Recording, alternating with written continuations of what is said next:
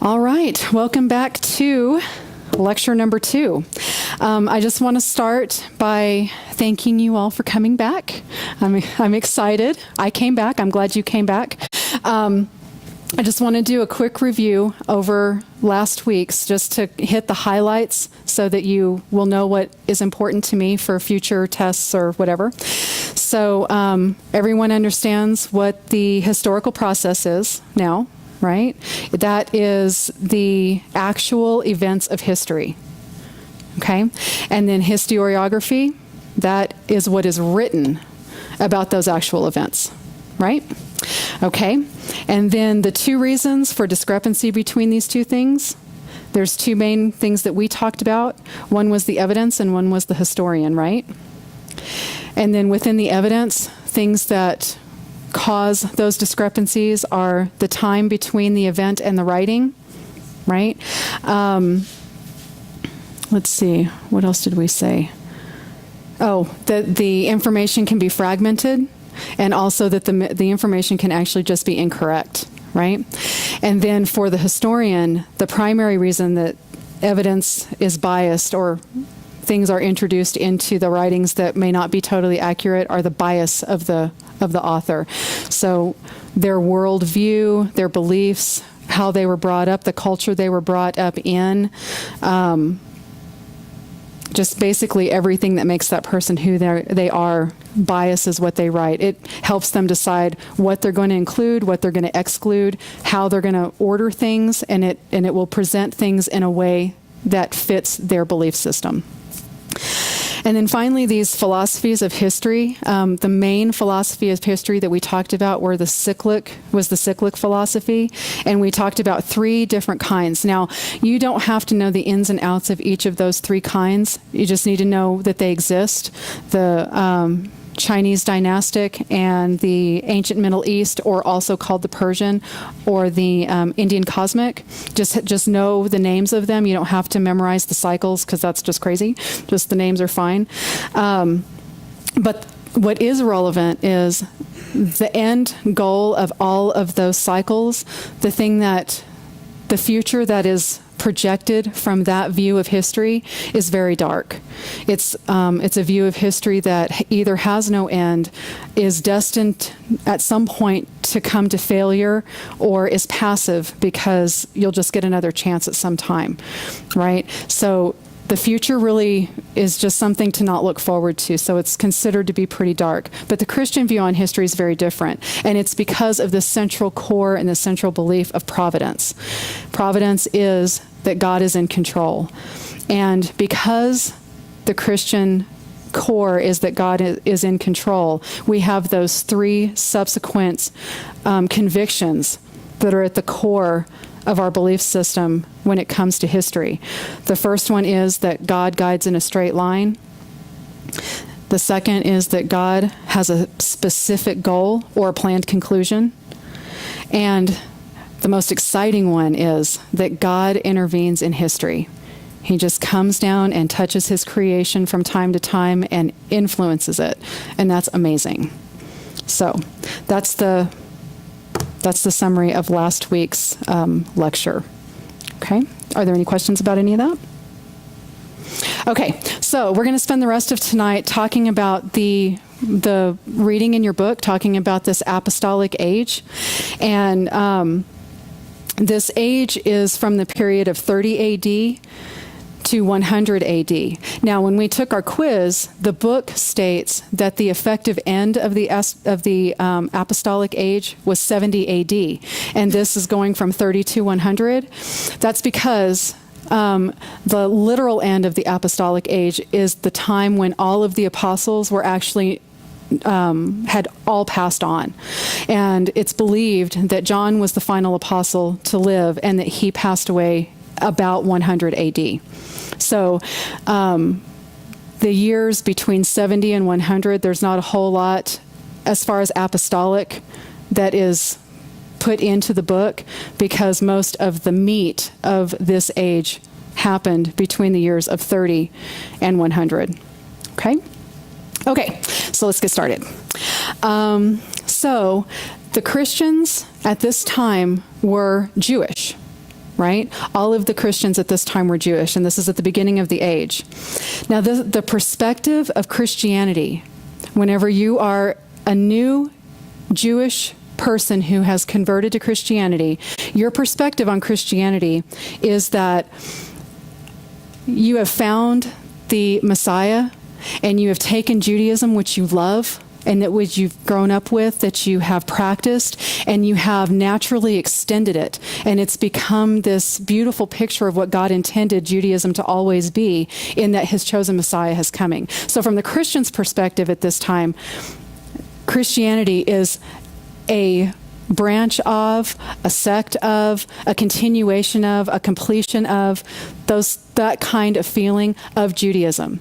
However, the non-Christian Jews in the area, their perspective on Christianity is it was a completely separate religion. That it was not a branch, it was not a sect, that it was completely separate. So as far as the Jewish people were concerned, it was separate, but the Christian people and those that they spoke with and the community in general, even the government, they saw Christianity as a branch, okay? Now, Christianity spread exponentially throughout the region. Okay? And there were new churches and new believers established all the time. It just exploded. There were some characteristics of these early Christians that helped to create this environment that caused the explosion. And the primary one was that these people truly loved Jesus. They loved him so much, and they loved to talk about him. They loved to pray to him. They loved to talk to people about what he had been doing in their lives. So everywhere they went and everyone they met, it was always about Jesus, and they had a fire and a passion.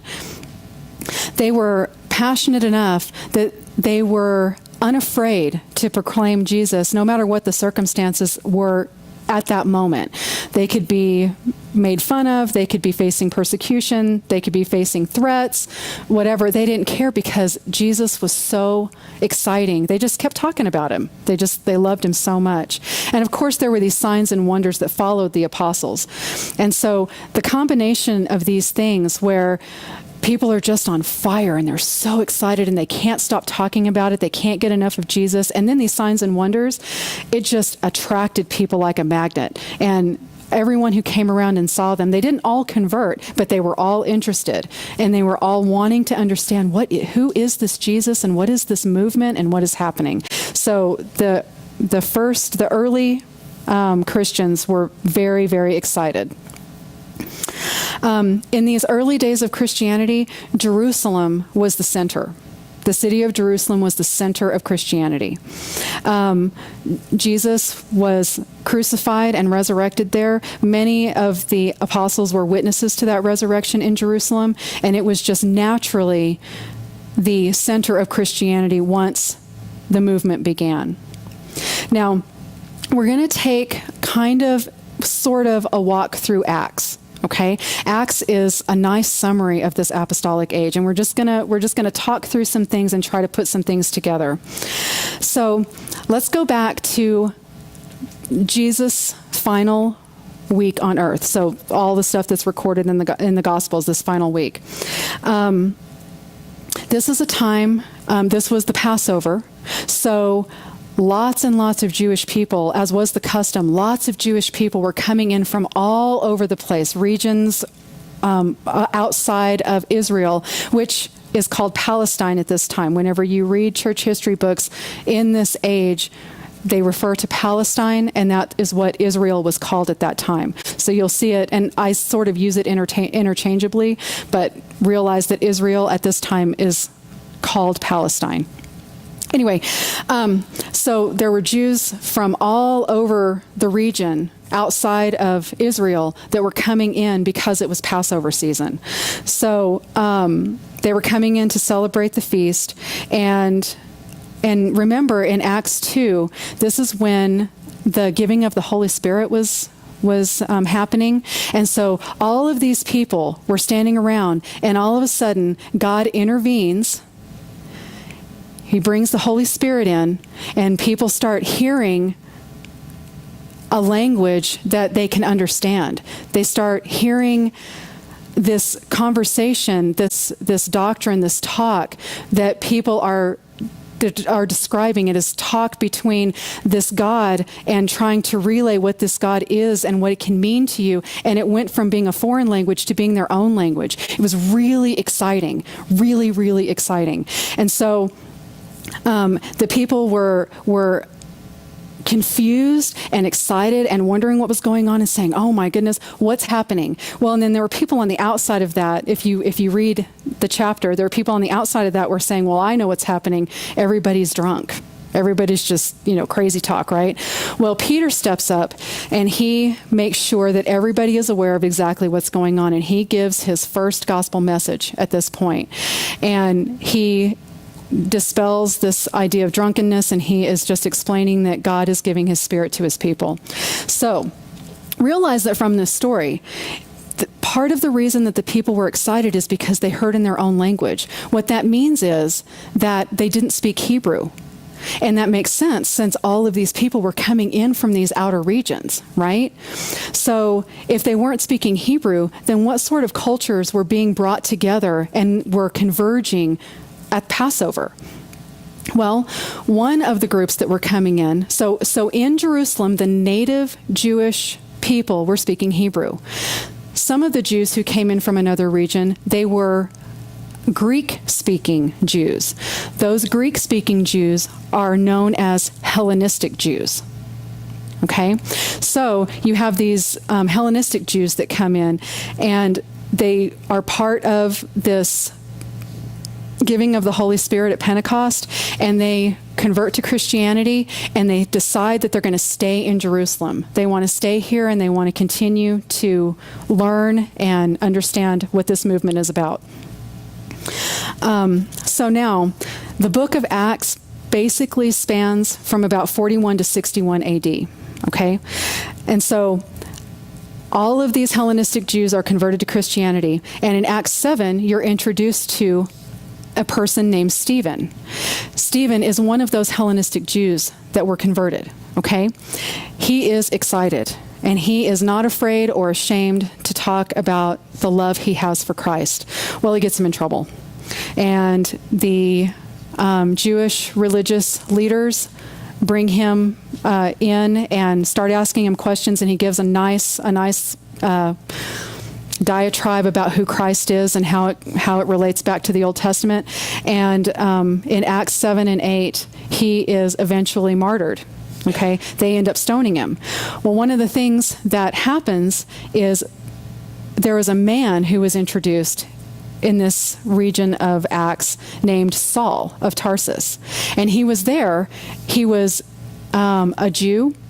He practiced Judaism. He was a good Jew. He really knew what he was talking about, very learned, very skilled. And he was consenting to the stoning, which just means that he agreed with it and was watching over it and whatever. So you're introduced to Saul at this point. Of course, by Acts 9, Saul ends up being converted, but we'll talk about that a little bit in a minute. So 41 AD, Herod Agrippa is the king, okay? Now, he executes James, the brother of John, okay? Now, whenever James gets executed, he is, at the time of his execution, he was the leader of the church in Jerusalem, okay? He was the pastor at the church in Jerusalem, basically. Whenever he was martyred by Herod Agrippa, James, the brother of Jesus, came in and began to pastor that church. Okay. Now, James is really interesting because he was well known throughout the community. And again, remember, all of these early church Christians are Jewish. So he comes in, and like the Jewish people, they knew him as James the righteous one. He was very highly regarded. The Christians called him Old Camel Knees because he was on his knees in prayer so often that you could tell by the wear and tear. Have you seen camel's knees before? I know you have from being in Israel. Do you remember seeing the knees that they go down on in the front? They're really calloused and dry and leathery, and they're crazy. Anyway, so he was known as Old Camel Knees. It's a very cool term of endearment that the Christians had for him. Anyway, throughout Acts 9 through 12, Christians begin to scatter due to persecution. They scatter from Jerusalem and they start heading up into Galatia and Syria, and the dispersion begins. Now, because of this dispersion in Acts 9, like we mentioned before with with Saul at this point, prior to Acts 9, he was a persecutor of the Christians. Now, realize the perspective that he's coming from. He is a Jew among Jews. He understands Judaism and he loves the Lord. And this branch, or this, he doesn't consider it a branch, this new religion that's popped up, the Way or the Jesus movement, whatever you want to call it, was very upsetting to him because it was taking this God that he loves so much and in his mind blaspheming him. And so he was relentlessly pursuing Christians, and he was out to stop this this terrible thing that was happening to his God. Well, in Acts 9, as you know, he is on the road to Damascus, and again, God intervenes in history, and he introduces himself to Saul, and Saul understands who Jesus is, and he becomes a Christian.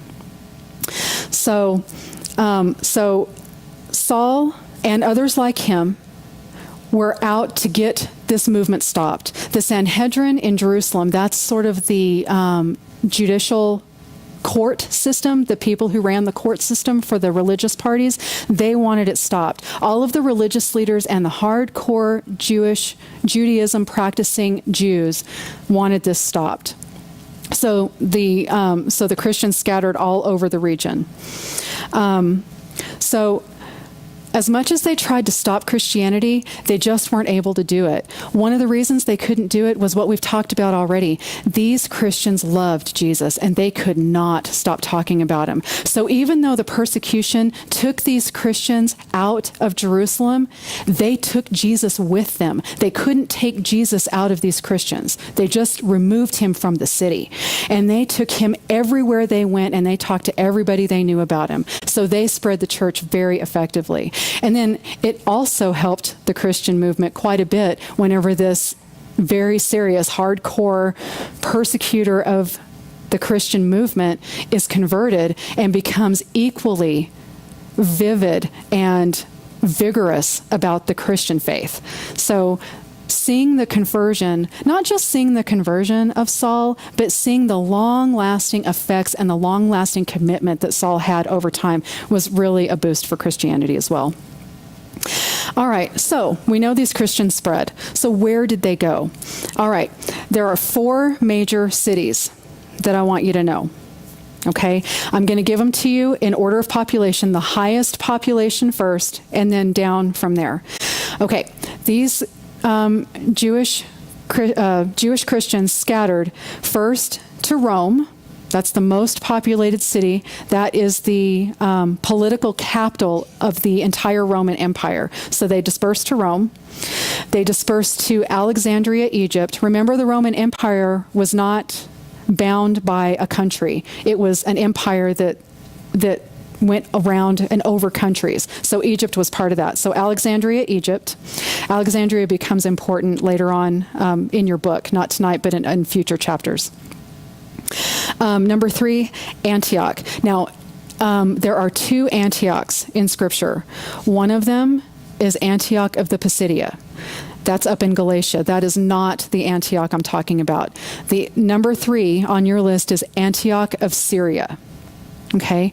This city, Antioch, was the capital of Syria. And it's also the place where Christians were first called Christians. And it's kind of funny.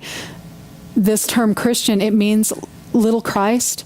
And so these people who were calling the people who were involved with this movement, calling them Christians, they were doing it derogatorily. They were doing it to make fun of them, to make them feel bad, to make them feel small. But people who love Jesus love being called little Christians. They love being called little Christs. And so they latched onto that term and they loved it. And it stuck, and it's still with us today. So it just kind of backfired. Anyway, that happened in Antioch. And then the 4th city is Jerusalem. Okay? Now, what I want to focus on is Antioch, this Antioch of Syria where Christians were first called Christians. All right, 20% of the population in Antioch was Jewish. Now, bear in mind, this is the third largest city in the empire. So 20% of the third largest city is, more than a couple of Christians. More than a couple of Jewish people. So of this 20%, there were two primary population groups of Christians, not exclusively, but there were the Greek-speaking Jewish people, and then the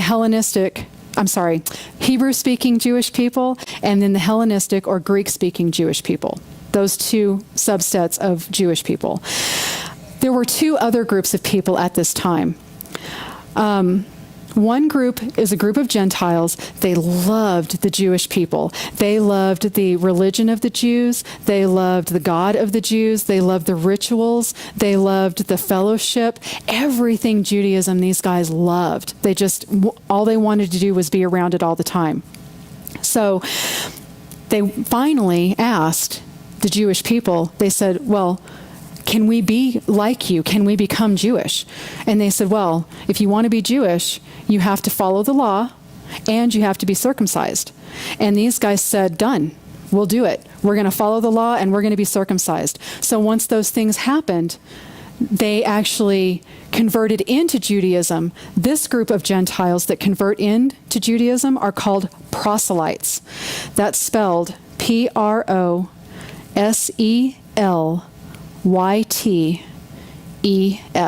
proselytes. The fourth group of people is another group of Gentiles. Now these Gentiles, they're very similar to the proselytes in that they love the Jewish people. They love the God of the Jews, and they just want to be around it all the time, saturate themselves in this people group and in this culture. However, whenever they asked to be part of it, they got the same answer, follow the law. And they're like, okay, we can do that.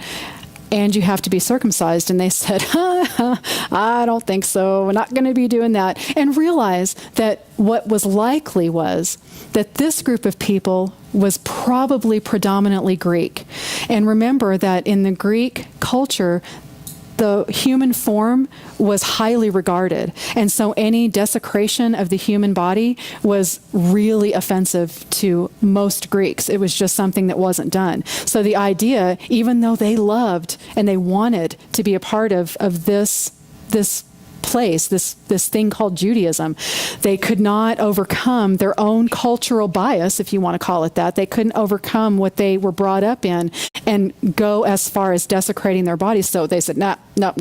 And it doesn't mean they were all Greek. I'm just saying that that's one perspective on some of the people. So anyway, they said, no, we're not going to get circumcised. And they said, well, you can't be Jewish then. So they weren't proselytes. They were called God-fearers. So the four groups: Hebrew-speaking Jews, Greek-speaking Hellenistic Jews, proselytes, which is a Gentile community that converted to Judaism, and then the God-fearers, which are Gentiles, but they did not convert because they would not be circumcised. Okay? All right, so these four groups, all of these people are Christians. They're all meeting together. They're all coming together as a fellowship, and they're meeting. So what happens is, in Antioch, this is important. In Antioch, these people, and other communities, I'm talking about four of the major populations, these people came together and they formed the first mixed group of Christian fellowship. The first mixed church. They weren't all Hebrew-speaking Jews. They weren't all Hellenistic Jews. They weren't even all Jews. They were Jews and Greeks. They spoke Hebrew and Greek. Some of them converted fully, some of them didn't. They were just a mixed group of people, much like the church is today here. You look around and you have people from different ethnicities and backgrounds and upbringings and views on politics and religion and work ethic and raising children and, whatever. It's all a mixed group. But the fundamental or central thing is they met because of Jesus. They were here because they loved the Lord, much like our fellowships are today. So it was really neat. This was the first mixed race church in Antioch. Okay? So this was awesome, right? Everybody's getting along. Everybody's focused on Jesus. Well, one of the things to realize is the especially Hebrew-speaking Jewish population, they were still adhering to Judaism. They were still following the law.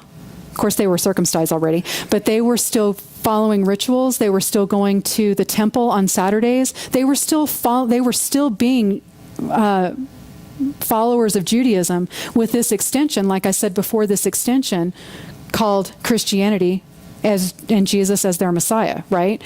Well, as I think most people know, Judaism has a lot of requirements. Just like to be a proselyte, you have to do this and this, right? And a lot of that came from what was given through the Torah. So, they didn't make it up. It was given. So they had reasons for believing what they believed. And so what ended up happening, what started happening was a little bit of dissension, because you have these Jewish people who are doing all the right things. They're circumcised, they're following the law, they're going to the temple, they're doing all these things that are purely Jewish. But then in the same fellowship, they have all these Gentiles who are not getting circumcised. They may or may not be following the law. Maybe the Hellenistic Jews were, but maybe the God-fearers weren't. Who knew? It was just this sort of mix of understanding of what is supposed to be done. It started causing a little bit of friction. And if you remember in Acts 6, it talks about it just a little bit, where the Hellenistic or Greek-speaking community was complaining because they felt like their widows were not getting the appropriate money distribution or the same money distribution as the Hebrew-speaking widows. So it just started causing a little bit of problems. There started to be comparisons between groups and just a little bit of dissension. Well, beginning in about Acts 13, Paul and Barnabas take off on the first missionary journey, right? They leave and head up to Cyprus and go all the way through Galatia, and they loop around, and they're planting churches and converting people to Christianity and just setting their region on fire for Christ. Well, following along behind them is this group of Jewish people. Following along, and at every stop, they stop at the church that's just been planted, and they say, "Oh yeah, this is Jesus? Great. Go ahead. Follow Jesus, that sounds good. But if you want to keep from going to hell, got to follow the law, got to get circumcised." And then they leave and they go to the next place. Well, it just threw the church into some sort of like, ooh, who do we believe? The Jewish religious elite or the leaders? Do we believe this guy Paul that just, he seems to know what he's talking about? They just didn't know what to do. Paul's answer to that was the letter to the Galatians that made that circuit to try to combat what was happening with these Jewish people that were following, and with good intentions. These Jewish people were not trying to cause problems, I don't think. They were just like Saul wasn't trying to cause problems. They're trying to set people straight with the belief system that they hold to. Well, this idea, this question, is Jesus enough? Or is it Jesus plus the law and circumcision? It was a huge controversy, and it caused a lot of issues in the early churches. So, this is cool. So, in, Acts 15, James, the brother of Jesus, right? Because James, the brother of John, he has already been martyred, right? So we're talking about James, the brother of Jesus. He is the pastor in Jerusalem at this time, remember? He basically calls a pastor's conference. And he says, all right, everybody come into Jerusalem. We've got to get this issue decided, and we've just got to come up with something where everybody is unified under the same understanding. So in comes everybody. We've got Peter, Barnabas, Paul, James, Simon, all kinds of people that are mentioned throughout this Acts 15. And this council was called the Jerusalem Council.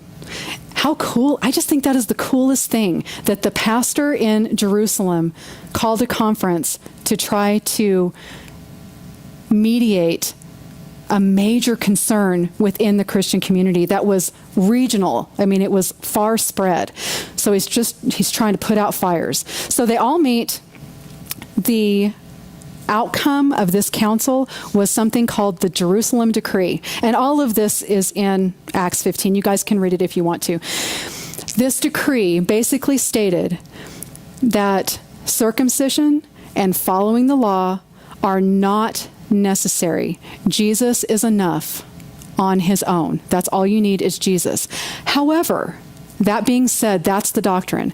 That being said, we don't want to offend all of the people who are in our churches who hold those things at such high regard. We don't want to step on them or make that less than what it is. You know, we need to honor our brethren. So in order to do that, we're going to abstain from certain things so that we can honor our Jewish brethren who hold these things at high esteem. So we're going to not consume meat that's offered to idols. We're not going to be sexually immoral, and we're going to avoid blood. And what that usually means is there was I think it's a pagan delicacy where they would boil meat in the blood of the animal whose meat they were cooking. And I don't know if it was for idolatry reasons or just a delicacy. I don't know anything about it. But usually eating blood, from what I've been able to see, is that practice. We're not going to do that because those things offend the Jewish people. So Jesus is enough, but we're going to honor our Jewish brethren, and we're not going to do these things. So that was the decree. Well, Paul is ecstatic. He gets a copy of the letter. He and Barnabas take off to Antioch in Syria, and they let everybody know what the answer to the big debate is, right? And I'm sure it makes a circuit. Well, that's really good from the Christian perspective. That's awesome, right? We get it. But one of the things that happens as a result of this decree and this Jerusalem council is, so remember the perspective. The Jewish people don't see Christianity as a branch of Judaism, right? The non-Christian Jewish people. The Christian people, they do see it as an extension, especially the Christian Jewish people. After this, that divide becomes wider. People like the Jews are still like, Christianity, you're your own thing. We want nothing to do with you. But Christianity is now starting to see that they are being separated a little bit from their sister because the foundational doctrine is different. Okay? So that was one thing that came from that it's not detrimental and it's not bad, it just is. You start seeing this split between the two established religions. Now, within a few years, most of the main leaders of Christianity are executed or they're martyred. And this is still happening because of the persecution we talked about earlier. Now, James, this is still the pastor in Jerusalem. He was actually martyred I don't have the year, I don't think. He was martyred, and he was actually pushed off the Temple Mount. That's an interesting story. It is in Acts. Anyway, so whenever James was martyred, and he's no longer the pastor of the church, obviously, they have to have somebody to come in and take his place. They unanimously chose this man named Simeon. Okay, now Simeon, just a background for him, you don't need to know this for a test, but the background for Simeon, he's Jesus's cousin. So, Jesus' earthly father, Joseph, he had a brother named Clopas. Clopas had a son named Simeon. This Simeon is the one who took over as the pastor of the church in Jerusalem after James was martyred. Okay? Now, so now we've already talked about how the Jews were scattered. Now let's go into Alexandria for a minute. So the Roman Empire had legionnaires or legions of Roman soldiers set up all over the empire. For various reasons. They were just scattered throughout the empire. One of these legions in Alexandria ended up being at the center of a riot or an upheaval or a resistance, okay? They found themselves in a lot of trouble, and they knew they weren't going to get out of it. So this Roman legion was in a lot of trouble, and they're not going to make it. Some of the Jewish people in that community saw what was happening, and they came to the aid of that Roman legion, and they saved them. They saved their lives. Those Roman soldiers lived through that uprising because the Jewish people of the city helped them. Well, Rome found out about that, very pleased, very grateful. And they didn't just honor or give gifts to those certain Jewish people. They honored the entire nation of the Jews. And they said, okay, because of what you did, we are going to allow you to practice your religion, Judaism, freely in the Roman Empire without persecution. Because right now, the Roman government had what was called emperor worship that was mandated throughout the entire empire. It really had nothing to do with religion. It had to do with unifying the empire underneath one person. It was really a loyalty to the emperor more than it was a religious doctrine or a God-centered worship. So they said, okay, well, you don't have to do that anymore. You don't have to worry about emperor worship. You can be freely practicing Judaism. You are covered completely, and you're good to go. Well, because, now not the Jews, but because the government and the culture, basically, saw Christianity as a branch of Judaism, they were underneath that umbrella. So Christianity was actually protected, and they were able to freely worship and do what they wanted to do because the government saw them as a branch of Judaism and they were honoring the Jews, right? Well, as all of these early church things started happening, the government started seeing that maybe this Christianity really isn't a branch of Judaism. The reason is because they're letting Gentiles into the church. That's completely not something that would normally happen other than the proselytes. And so that kind of got the attention of the government on some level. And then also, I think, and this is, I mean, if I could step away from the pulpit, I can't because we're recording, but I think the other reason or another contributing factor was that the Jewish people themselves were having issues with Christianity. So if it was a branch off of, there shouldn't be that conflict.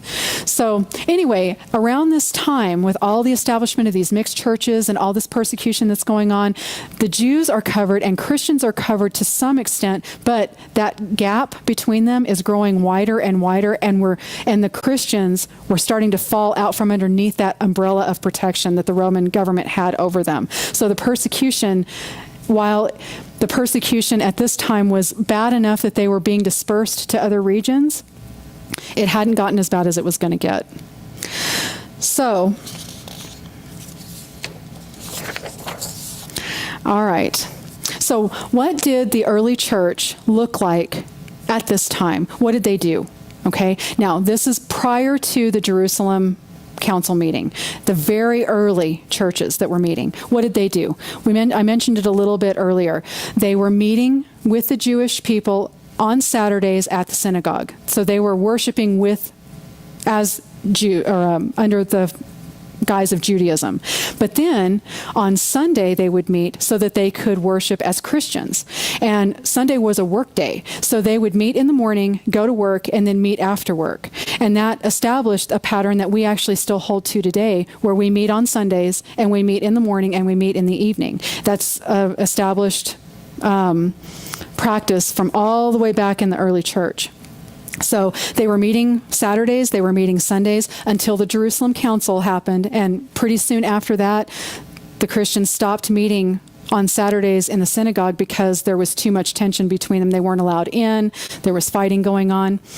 But when the church services met, they were praying and singing and teaching and fellowshipping and doing all the things that we do. So the early Christian church on Sunday, the meetings on Sunday, they were very similar to what we would see today.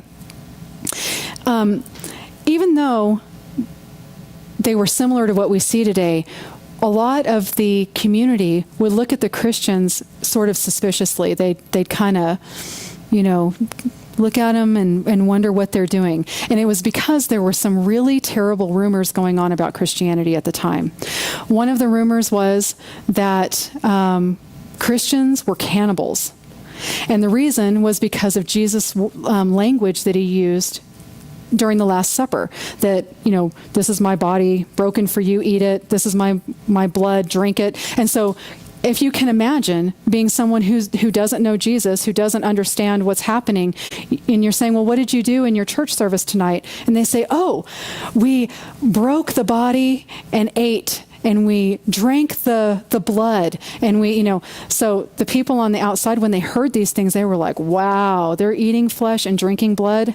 I don't think so. And so these rumors got started about them being cannibals. There were also rumors about the sexual immorality in the church, that they were sexual deviants, actually. Not just immorality, but deviant, because they would have what were called agape love feasts, and that was misinterpreted to mean orgy. So if you can imagine being a parent and your kid coming up and saying, oh, we're going to go to a Christian church tonight. And they're like, oh, I don't think so. My daughter is not going to an orgy. It was just something that was misunderstood. Another rumor was that they were atheists, which I think is crazy. It's like so insane. But the reason, very interesting, the reason they were thought of as atheists is because they worship a God that is invisible.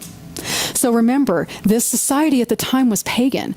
They had statues, they had icons, things made of marble and stone and wood and metal and whatever, but they had something physical that they were looking at, praying to, worshiping, something physical that you could hang on to.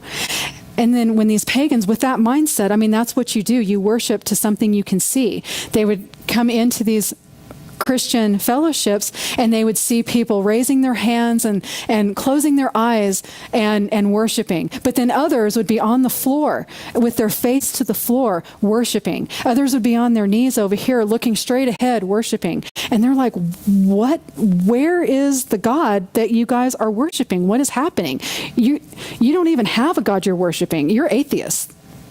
And that's where it came from. So the region was just riddled with rumors that, as you can imagine, until you're inside of it and you understand it, you just can't get it, but you don't want to subject yourself to it because it's scary. Do you really want to be a cannibal? Probably not, so it kept some people out of the church. Now, we're going to go back to that in a minute. In 64 AD, that's important, 64 AD, something interesting happened. The Roman economy is a mess. It's not collapsing, but it's in bad shape. Unemployment's very high. One of the contributing factors to unemployment was that the temple was finished, and all of those people who had come in from regions all over the place that had working on the temple, gone. The temple is just gone. So, because it's not gone, I'm sorry. The temple is built, it's finished, it's completed. And so all those people are out of work. And the Roman citizens, who are sort of the ruling class, generically speaking, they started losing confidence in their emperor. At this point, the Roman emperor was Nero. Now, Nero was a little bit crazy. He did some crazy things, right? So one day in Rome, a fire breaks out. Well, these ruling class citizens and their counterparts, they're saying, okay, Nero started the fire. He's got this big, huge idea about rebuilding Rome, making Rome a monument to itself, and this is just a way for him to further his project. So this rumor is out that Nero started the fire, and the citizens are not pleased. They're not happy with what's happening. Well, Nero is like, well, that's not going to work. They're already upset. I've got to do something about this. So then he comes up with this, he has this idea. So he decides to pick on the cannibalistic, sexually deviant, right, atheistic population of Christians. All these things that the people will already know about and are already like, he takes this group of people and says, no, they started the fire. They're the ones that did it. And in order to prove his point, or he was very serious about it, what he did was he ordered his Roman soldiers, his legionnaires, rounded up all the Christians in Rome, executed them. He burned them. He fed them to lions. He crucified them. He was just slaughtering Christians, beheaded them, slaughtering Christians left and right. And this is the period when most people believe that Peter was crucified and Paul was beheaded. Okay? Just for context. So the population now, the non-Christian population, now these are the same people who were like, oh, they're cannibals, right? The same people who were kind of freaked out by them, they're seeing this slaughter. And they're like, oh, that is not right. What is he doing? Like, they really took sympathy and had a lot of sympathy for the Christians. That sympathy opened doors between the Christians and the non-Christians in Rome. Well, the Christians that were left and the non-Christians in Rome. And the non-Christians began to lend an ear, open their hearts, open their minds, open their homes.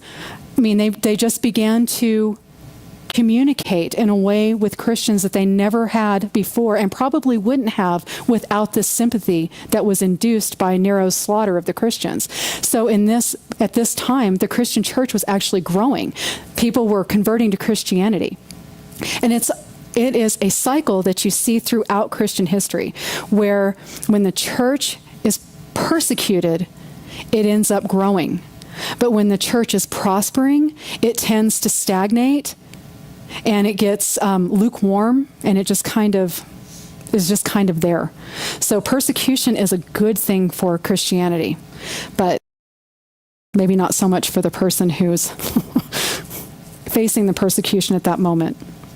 So that's what's happening 64 AD. Back in Israel, okay, so that was in Rome. We were just in Rome. So now back in Israel or Palestine, this is 66 AD. We have a dispute happening, a tax dispute. The Roman government has raised taxes in Jerusalem, or in Israel, but Jerusalem is one of the cities affected. Well, what did they call them? The aristocrats of Jerusalem said, I am not paying that tax. I'm not going to do it. The majority of these aristocrats were the Sadducees. Now remember, the Sadducees were the group of Jews who actually were sort of friendly with the Roman government. They got along with them. They sort of tit for tat with them. And these were the people that said, we're not paying this tax. Well, Rome said, I don't care who you think you are or what your relationship is with us, rounded them up, arrested them, took them outside, crucified them. I mean, just socked it to them. Well, that did not go unnoticed by the Jewish people. Jerusalem started having a rise in these pockets of revolutionaries, these groups of people who began to revolt because of what was happening because of this tax dispute.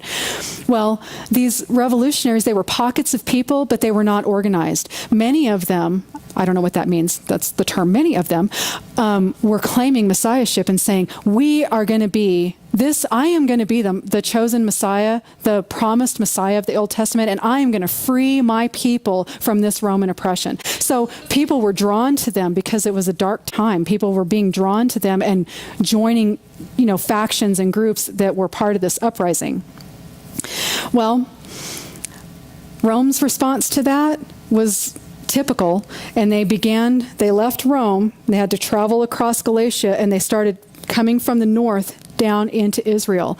And as they entered Israel and moved down through the country, they were just eradicating Jewish communities as they went, right?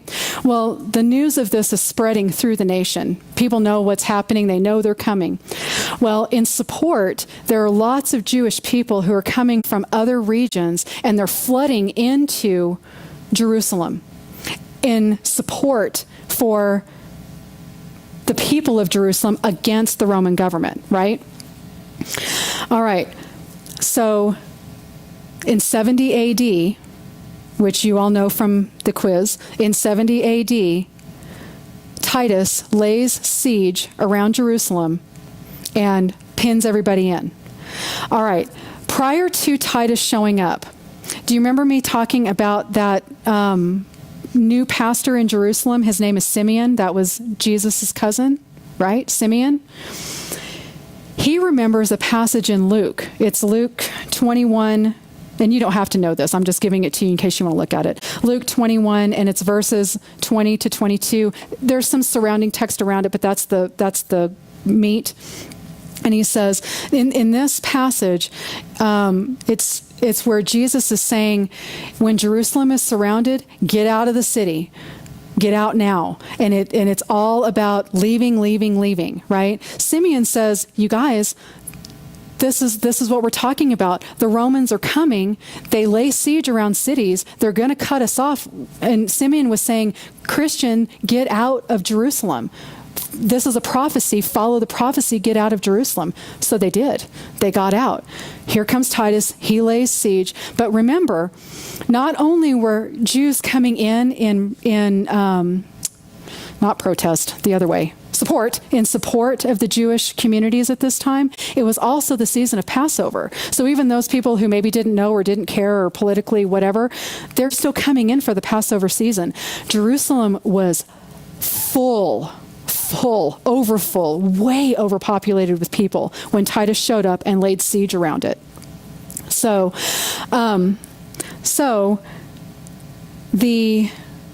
the terrible siege of 70 AD happens and Jerusalem falls. Terrible, terrible atrocities happen to the Jewish people inside the city walls. It's really awful. But the bottom line is Jerusalem falls. The temple is destroyed and the city falls. All right. There was a Jewish priest named Josephus who was there at that time. We have eyewitness accounts of what happened during the siege. His estimate is that 1 million Jews were killed during the siege and at the fall. Hundreds of thousands, I found different sources. Some say 650,000, some say 500,000 Jews carried off into captivity, off to the Colosseums for entertainment as they're eaten and torn apart. Just all these terrible things happen after the fall of Jerusalem. And the Jewish people who are left, who are alive, Josephus, another important thing, Josephus never mentions a single Christian as having been part of the siege. There's no record anywhere that Christians were a part of this siege. And it's because they got out. They listened and they got out. Well, the Jewish people were very upset with the Christians because they felt like their neutrality, imagine you're a Jew in Jerusalem and all these people from the outer regions are coming in to support you, but the Christians who are supposed to be a branch of your faith took off out of the city and left. And so the Jewish people were not pleased with the Christians. So after the fall of Jerusalem in 70 AD, one of the significant things that happened was this sort of split between what some people thought of as branches of one another was completely severed. After the fall of Jerusalem, Judaism was here, Christianity was here, and there was no branch or sect between the two. So the Jewish people were upset. The Christians who were on the outside, they were horrified at what they were seeing or what they heard about or whatever. They were horrified at the events that occurred to the people who were inside the siege. Unfortunately, a few years after all of this took place, and I don't know what a few years means. Is that 10 years? Is that 50 years? I don't know. But years after this happened, some of the Christians who were teaching, who were studying, they were looking at timelines, they were looking at, just looking at the way that history played out, and they said, the Jews rejected their own Messiah. And not too long after that, here comes Rome and destroys the entire city, kills off so many of them. They got what they deserved. This is God's judgment because they turned their back or rejected their own Messiah. They started having this feeling, and it wasn't necessarily, I don't believe, it was necessarily mean-spirited. I think that can happen to anybody who does work and researches and starts putting things together on their own. You draw conclusions. That was a conclusion that was drawn. Well, unfortunately, it created anti-Semitism within the Christian community. And it was taught. It wasn't necessarily a doctrine. They didn't stand up behind a pulpit and say, Jews are bad. I mean, they didn't do it that way. But sort of almost a whisper underneath all of these other things was, well, you know, the Jews rejected their Messiah and they got what they deserved. God judged them, blah, blah, blah. And so it set the seed of anti-Semitism, in the church. Well, we have to be so careful about making those kinds of judgments, because one of the things that came from that small seed way back in the early church, because it was carried through a man named Martin Luther, who is one of the fathers of the Reformation, who is one of the fathers of the Protestant movement. He did so many wonderful things for Christianity. I mean, really awesome. But he was anti-Semitic. And his teachings were underlying, again, I'm not saying he trumpeted from the pulpit anti-Semitism, but it was in him, and it's what he learned, and it's what he felt, and it's who he was. And so his people, the Germans, it ended up, for lack of a better word, infecting the population, this anti-Semitism. And again, really a whisper underneath everything else, just a whisper of anti-Semitism infects the German people. Well, then 1940s come around, and here comes a man who's very charismatic, who's very compelling, and he stands up in front of a nation who has been given a doctrine of anti-Semitism through their religion. And again, not trumpeted. We're not talking obvious. And ended up causing or orchestrating some of the worst atrocities against a people group that we can possibly imagine. And that seedbed of anti-Semitism was just ready. And it just flourished underneath his command. And we just had a terrible era. And part of that root goes all the way back to the early church. And this underlying whisper of a doctrine, if you want to call it, that the Jews deserved it. And they brought it on themselves for rejecting their Messiah. So we just have to be so careful. I love to study, and I love to put things together and create timelines and piece together what I can understand.